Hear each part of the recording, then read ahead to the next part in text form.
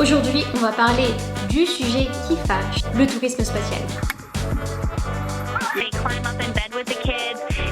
Soyuz TMA-18M in 2015. Mon avis sur le tourisme spatial est que ce n'est pas personnel pour les carrières, mais vous dites vraiment de la merde. C'est ça que je vous propose sur cette vidéo.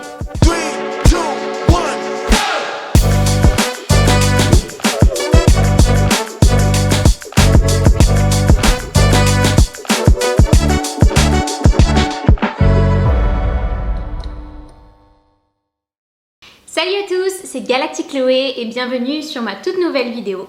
Aujourd'hui, on va parler du sujet qui fâche, le tourisme spatial. Pourquoi le tourisme spatial? Bien parce que c'est un sujet d'actualité, vous en avez sûrement entendu parler dans les médias avec les vols des entreprises SpaceX, Blue Origin ou encore Virgin Galactic, ces milliardaires qui s'envoient en l'air comme on le dit. Le but de cette vidéo, c'est d'abord d'introduire un petit peu ce que c'est le tourisme spatial, mais aussi porter un nouveau regard, celui du public. Qu'est-ce que le public pense du tourisme spatial? Et bien entendu, je vais aussi vous donner mon avis, mais qui est encore en cours de construction. Le tourisme spatial, c'est quoi? Le tourisme spatial, c'est de l'exploration spatiale habitée à des fins récréatives, de loisirs ou d'affaires. Et qui n'a pas commencé il y a un an, mais qui a commencé depuis le tout début des années 2000. À ce jour, il y a 3 types de tourisme spatial.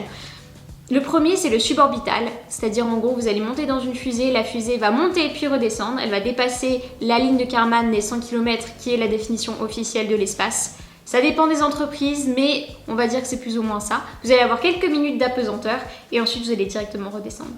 Le deuxième, c'est le tourisme orbital, c'est ce qu'a fait SpaceX avec sa mission Inspiration 4, où ils ont passé 2 jours dans l'espace en orbite autour de la Terre. Donc là, c'est déjà un autre investissement, que ce soit monétaire ou que ce soit en termes de temps. Et puis finalement, on a le tourisme à bord de la Station Spatiale Internationale. La Station Spatiale Internationale, c'est la machine spatiale la plus grande qu'on ait jamais construite et c'est une des choses les plus complexes d'ailleurs que l'humain n'ait jamais construit.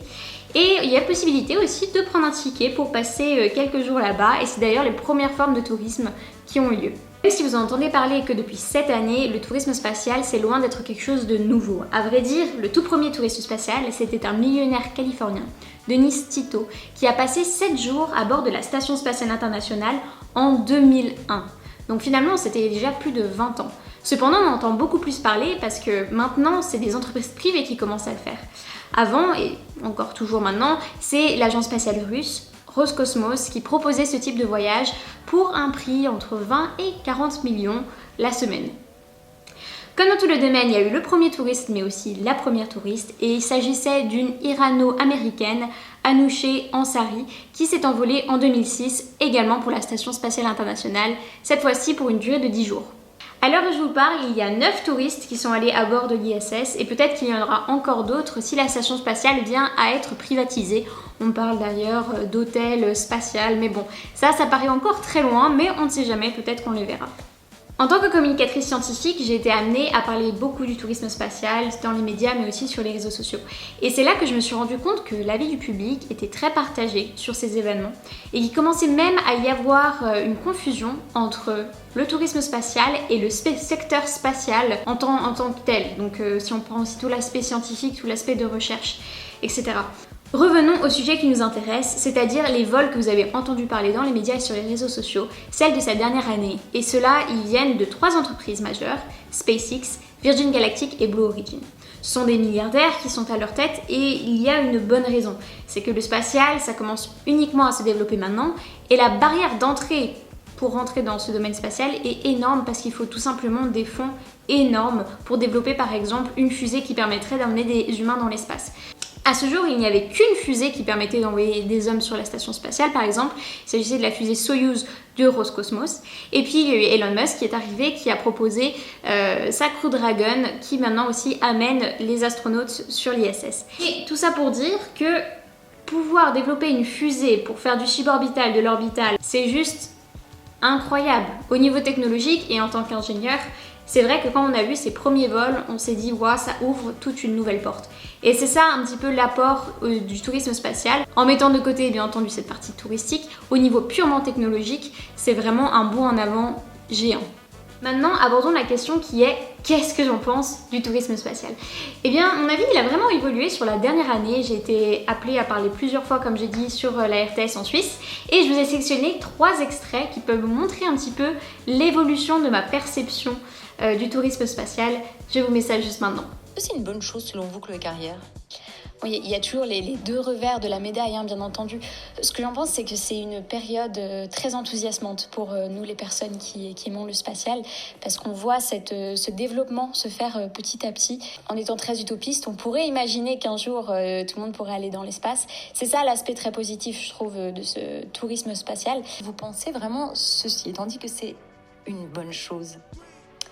Je pense que c'est une bonne chose. Pas juste forcément envoyer des hommes dans l'espace, mais c'est envoyer des satellites, c'est donner l'accès à Internet à d'autres personnes dans le monde entier, et ça, ce sont des avancées positives. Documentaire que ne manquera sans doute pas Chloé Carrière, passionnée du spatial, de l'univers et de tous ses mystères. Écoute ce qu'elle pense de ce nouveau tourisme. Forcément, comme tout, il y a aussi un impact, un aspect plutôt négatif. Et celui-là, pour moi, on peut le résumer en une phrase, c'est qu'on n'a pas encore de loi qui régule le spatial. L'idée, c'est que le spatial, ça a beaucoup d'impacts positifs sur la planète. Il ne faut pas penser que le spatial va être un problème pour l'environnement, mais plutôt essayer de construire ces prochaines années tel que ça apporte quelque chose pour l'humanité. À quoi ça sert, Chloé Carrière? On a l'impression un petit peu qu'on flambe de l'argent, qu'il y a une course à... Est-ce que c'est un peu plus utile que cela? Oui, c'est un peu plus utile que ça. Le tourisme spatial, ça incarne plutôt la privatisation de l'espace. Donc l'accès à l'espace à des touristes, mais aussi à des entreprises privées. Perception négative parfois, Chloé Carrière. Vous voyez ça comment? Comment sortir de cette perception négative? Un sujet qui me tient à cœur, étant faisant partie de cette nouvelle génération qui prône un futur plus vert. Combien est-ce que le tourisme spatial pollue? Combien est-ce que le secteur spatial pollue? Et combien est-ce qu'il polluera dans les décennies à venir? Donc on a cette opportunité de pouvoir mettre en place des régulations et une vision afin que le spatial reste un espace durable.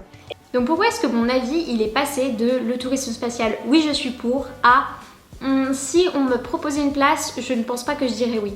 Derrière tout ça, il y a eu beaucoup de réflexions de ma part, beaucoup de remises en question, et je voudrais partager avec vous certains des messages que j'ai reçus. Le premier, c'est un email que j'ai reçu de la part d'un professeur en éthique. Je suis atterrée par votre discours sur la démocratisation de l'espace. Vous rendez-vous compte de la pollution atmosphérique et des déchets que cela engendrerait? Une telle mentalité est malsaine et votre discours insensé y contribue. Bien entendu, je ne pense pas à ce jour, même si je sais que mon avis a évolué, que mon discours a été insensé. Je pense être quelqu'un de très mesuré, mais le fait de recevoir cet email, ça me fait me remettre en question, me disant peut-être que le message n'était pas clair, que je n'ai pas partagé ce que je souhaitais partager dans cette émission. Et l'autre message que je voulais vous montrer, c'est un message que j'ai eu sur LinkedIn. Alors là, j'avais mis un post en plus assez mesuré où j'expliquais que le problème du tourisme spatial, ce n'était pas de savoir si c'était une bonne chose ou une mauvaise chose, mais plutôt de se dire qu'on va pas l'empêcher. C'est pas moi, Chloé Carrière, Galactic Chloé avec ma vidéo YouTube, qui va empêcher Elon Musk et Jeff Bezos de faire du tourisme spatial s'ils le souhaitent. Mais c'est plutôt de se dire qu'on a la chance, on a une opportunité, que c'est uniquement le début de ce marché et qu'on peut, dès maintenant, établir des régulations, établir clairement ce qu'on a envie de faire en tant que peuple vivant sur Terre et ce qu'on n'a pas envie de faire. Et donc c'était ça un petit peu mon message et j'ai reçu ce merveilleux commentaire. Ce n'est pas personnel, Chloé Carrière, mais vous dites vraiment de la merde. Donc voilà, donc ça aussi c'est un commentaire que j'aime beaucoup reprendre parce que j'aime beaucoup cette introduction. Pas pour dire que je ne pense pas dire de la merde non plus. Je ne pense pas, en tout cas je ne veux pas à travers mes messages dire que le tourisme spatial c'est top et que c'est pas grave si notre Terre en souffre. C'est pas du tout mon message. Voilà où est-ce que j'en suis actuellement sur mon avis du tourisme spatial. Je vous le donne, vous n'êtes pas obligé de le prendre. L'idée c'est juste d'être dans un moment de partage et d'être constructif et de pouvoir se forger un avis qui soit basé sur des faits. L'avis sur le tourisme spatial est que c'est un sujet où on manque d'informations. C'est pas par exemple ce que pollue un lancement de fusée, que ce soit de SpaceX, de Blue Origin ou de Virgin Galactic. Mais tout ça, je n'ai pas les chiffres devant les yeux, je les cherche actuellement, pour pouvoir vraiment me forger un avis sur quel serait réellement l'impact écologique du tourisme spatial sur la Terre. Je pense que forcément, comme tout, quand on commence à développer massivement un nouveau secteur, il y a forcément des conséquences pour la planète qui sont à prendre en considération. Cependant, je ne pense pas que le tourisme spatial ce soit que du négatif et que ça peut aussi apporter beaucoup de choses à l'humanité, que ce soit au niveau des bénéfices économiques, que ce soit au niveau des bénéfices de l'image qu'on peut avoir du spatial. Quand on va dans l'espace, la plupart des astronautes ont cet overview effect, cet effet de se dire notre Terre est tellement magnifique, il faut qu'on en prenne soin parce qu'on n'est pas fait pour vivre ailleurs.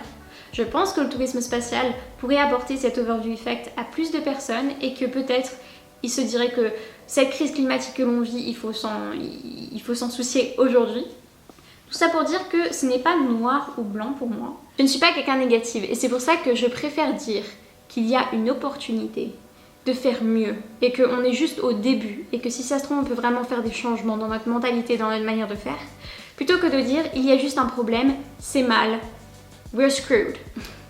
Ce n'est pas moi. Si vous cherchez ça, vous voulez sûrement aller voir une autre youtubeur, une autre influenceuse. Je trouve que pour avancer, on a d'abord prendre des informations et se forger un avis pour ensuite prendre les bonnes décisions. Et c'est là que je vais vous laisser la parole. Et du coup, mon idée c'était de collecter vos avis via mon compte Instagram pour pouvoir montrer un petit peu ce que les gens en pensent réellement et comment est-ce qu'on peut avancer à partir de là. Du coup, je vais vous prendre un petit peu les commentaires que j'ai reçus. Donc, le premier type de commentaires que je reçois, c'est surtout par rapport à l'urgence climatique. Face à des besoins primaires comme ceux-là, le tourisme spatial, ça me paraît de l'égoïsme profond. Et même en divisant son impact par 10, ça sera toujours trop. Forcément, je suis d'accord avec ce type de commentaires. La seule chose que je peux dire, c'est que des milliardaires qui font du tourisme spatial, ça pourrait être des milliardaires qui construisent des yachts. Mais le souci, il vient pas du tourisme spatial, le souci, il est bien plus profond. Alors, ce deuxième commentaire, il part du principe donc de la définition de la durabilité, qui répond aux besoins du présent sans compromettre la capacité des générations futures à répondre aux leurs. Le tourisme spatial, c'est pas quelque chose de crédible parce que ça n'apporte rien à l'humanité. Là-dessus, là où je suis pas d'accord avec ce commentaire, c'est que le tourisme spatial, ça n'apporte pas rien. Eh bien, ça a des aspects positifs et heureusement, sinon on vivrait dans un monde terrible. Mais c'est vrai que ces aspects positifs, quand on les compare aux aspects négatifs, ils sont potentiellement pas assez présents. Le prochain commentaire, il parle d'un sujet beaucoup plus précis, qui est le manque de régulation dans l'espace. Donc, en fait, cet accès à l'espace par les entreprises, c'est quelque chose qui n'est pas nouveau parce que ça fait déjà plusieurs décennies que les entreprises pouvaient aller dans l'espace. Mais là, ça change vraiment la donne, le fait que les lancements soient beaucoup moins chers et que l'accès à l'espace soit donné par exemple des entreprises comme SpaceX. Et on n'a pas vraiment de loi en fait sur ce que les personnes ont le droit de faire là-haut. Et la seule loi qu'on a, elle date des années 60, c'est un traité des Nations Unies qui n'a pas forcément été mise à jour et peut-être heureusement parce que sûrement il n'aurait pas été signé à ces termes aujourd'hui à la vue des opportunités économiques que le spatial peut donner. Sinon, au niveau des personnes qui n'ont pas forcément envoyé de commentaires mais qui ont donné leur avis super rapidement, on a quand même des personnes qui disent que c'est vraiment génial, qu'ils aimeraient y aller, mais on a quand même beaucoup de personnes qui disent que pour eux ils ne voient pas l'apport de cet aspect-là et qui sont très inquiets vis-à-vis de l'urgence climatique qui est ici sur Terre. Les deux avis sont compréhensibles et je pense qu'on est là dans une démarche de respect, donc il faut pouvoir comprendre les deux points de vue. Voilà les amis, c'est déjà la fin de cette vidéo, j'espère que ça vous aura plu, c'était assez différent par rapport à mon vlog du CES. Là l'idée c'est vraiment plutôt de construire notre réflexion tous ensemble et n'oubliez pas, soyez respectueux les uns des autres, mettez juste des commentaires constructifs, on n'est pas là pour se taper dessus, on fait tous de notre mieux et on croit tous un jour que le spatial pourra être plus durable, en tout cas moi j'y crois.